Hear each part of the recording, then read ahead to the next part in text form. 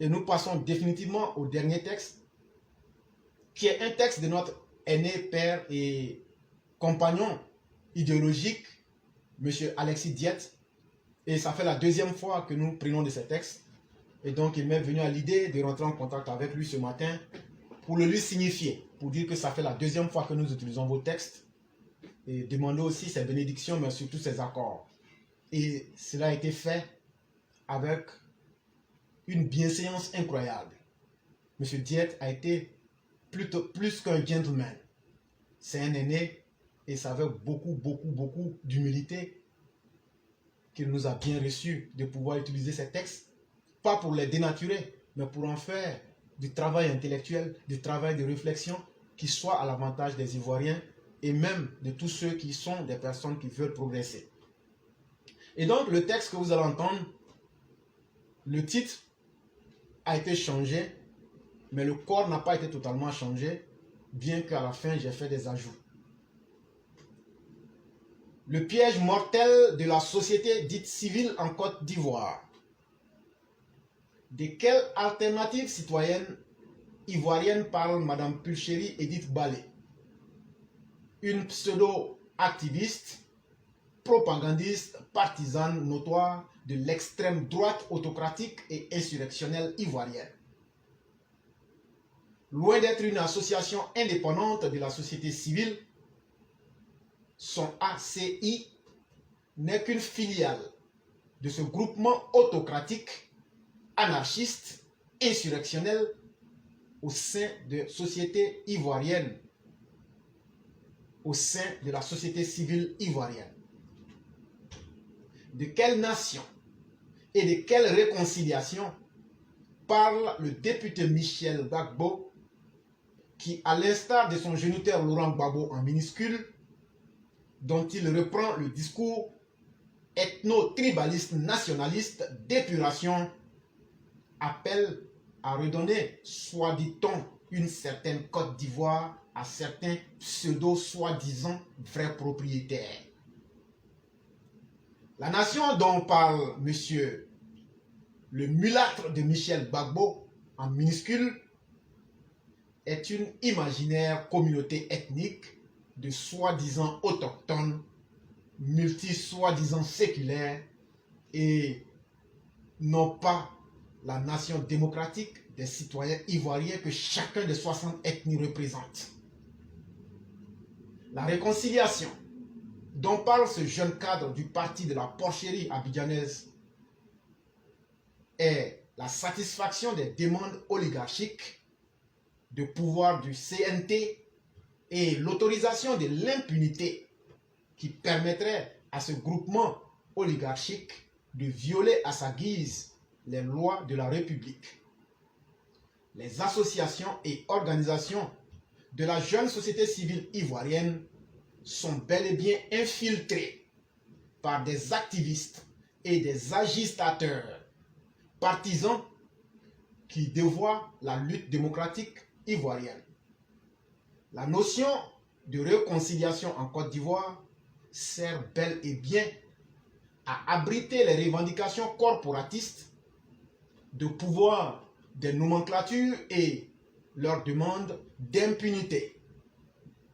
Il est grand temps que le gouvernement du président Alassane Ouattara se penche sur le cas des pseudo-défenseurs des droits humains comme Boga Sako en minuscule ou pseudo-activistes d'une certaine société civile comme la Pulchérie Balé. Des personnes sur qui pèsent encore de lourdes condamnations de justice peuvent-elles diriger des associations ou organisations associatives en Côte d'Ivoire? Il est vraiment temps d'assainir ces milieux, devenus plus que malsains à cause des individus approximatifs et au rabais dans tous les sens positifs qui utilisent ces organisations pour atteindre leurs objectifs ou ceux de leurs mentors comme Laurent Gbagbo en minuscule, Soroguma en minuscule et Henri Konan Bédié en minuscule 2 fois. Comment pourriez-vous réussir là où vos lamentables mentors ont effroyablement échoué? tenez-vous bien. L'équipe commando de journalistes de caniveau que vous avez corrompu avec 21 millions de francs CFA tout récemment n'y changera rien. Source Alexis Diette, et comme je l'ai dit, je le reprécise, j'ai aussi fait de l'ajout, surtout vers la dernière partie. Nous disons merci à tous ceux qui nous aiment, merci à tous ceux qui nous suivent. Et sur ce, nous allons passer directement à Mère Blanc, qui va lire son texte. Et lorsqu'elle aura fini, on va pouvoir procéder.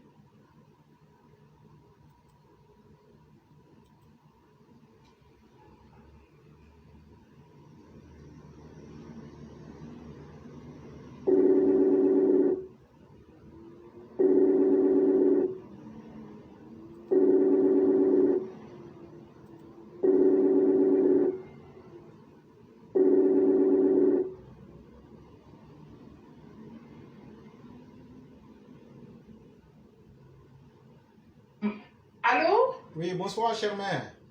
Bonsoir, cher fils. Oui. Bonsoir à tous les EPV. Oui, comment allez-vous?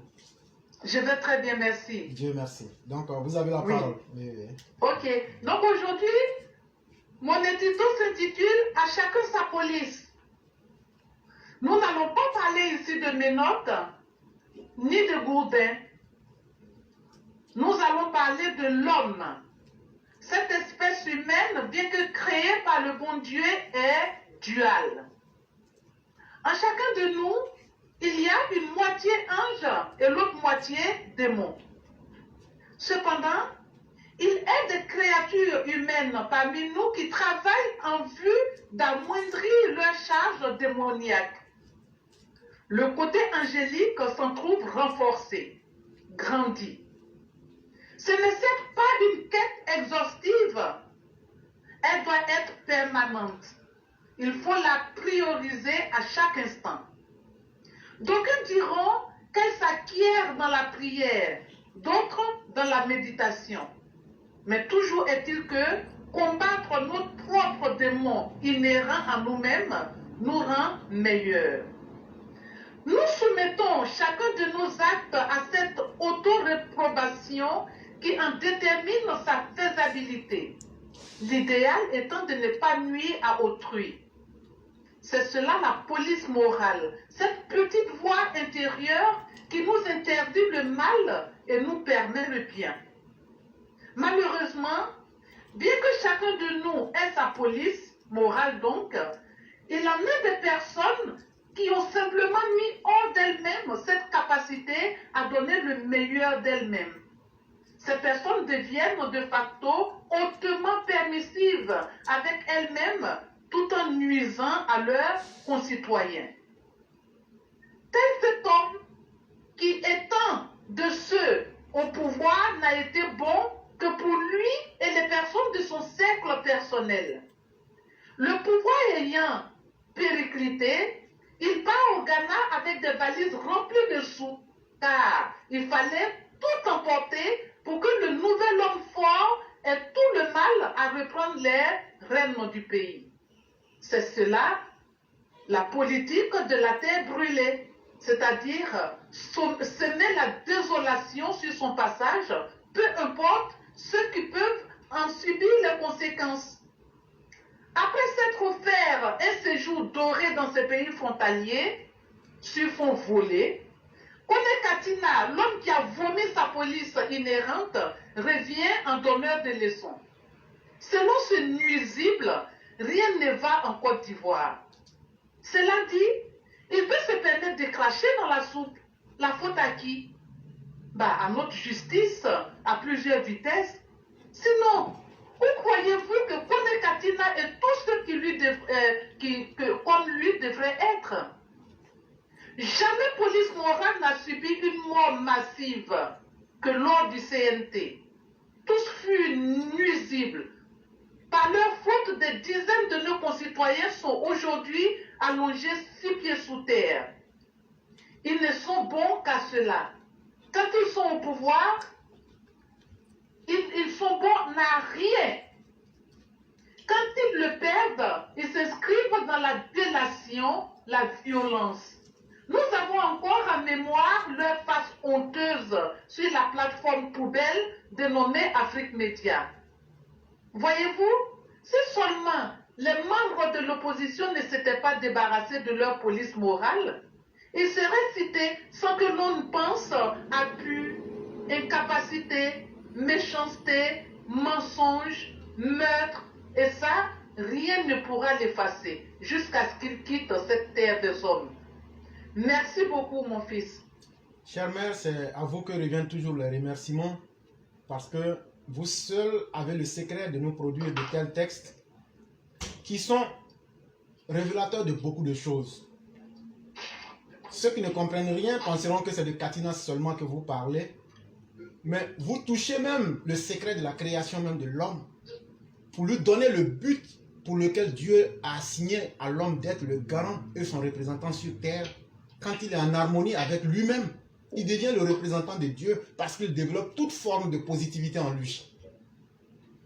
Et c'est pourquoi vous verrez l'homme qui a développé son âme comme Jésus dans dans l'épître de Luc,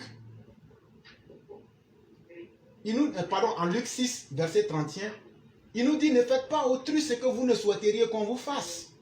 Mais bien avant lui, on a encore d'autres prophètes et d'autres personnes qui sont profondément ancrés dans la spiritualité, comme le prophète Jérémie. Pour ceux qui veulent, vous pouvez vérifier dans Jérémie 4, 22.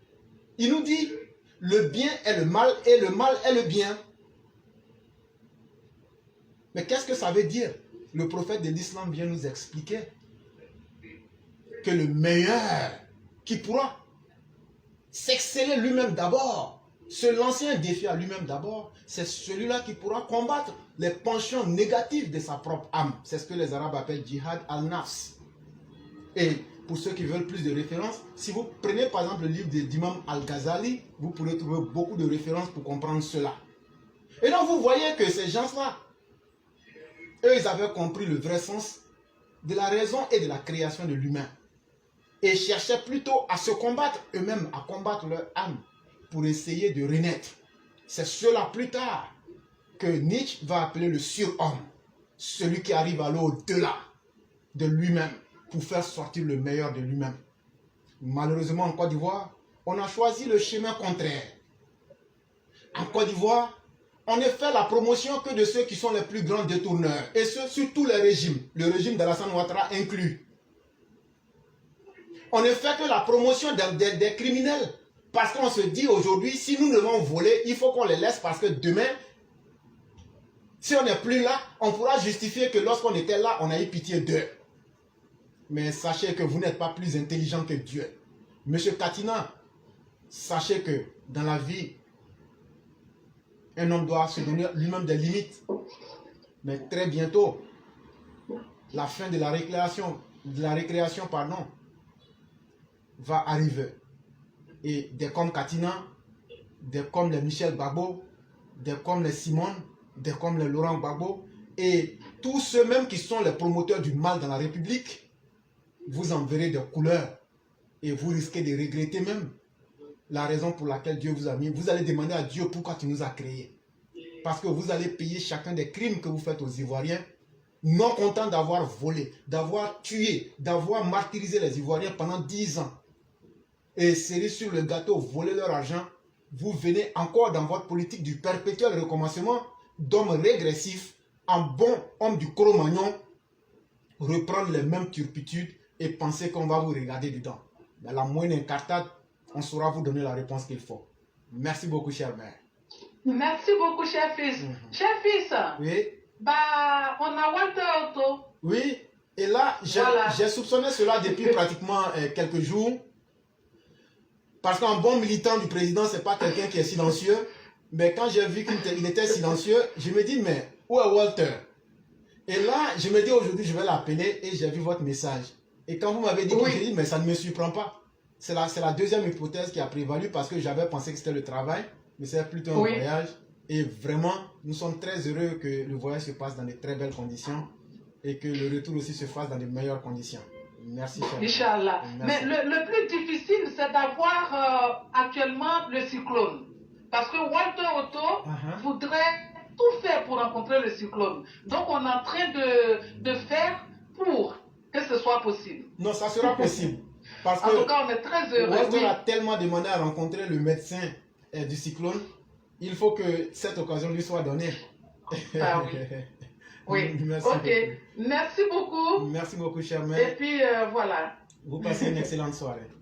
Merci beaucoup. Je vous en prie.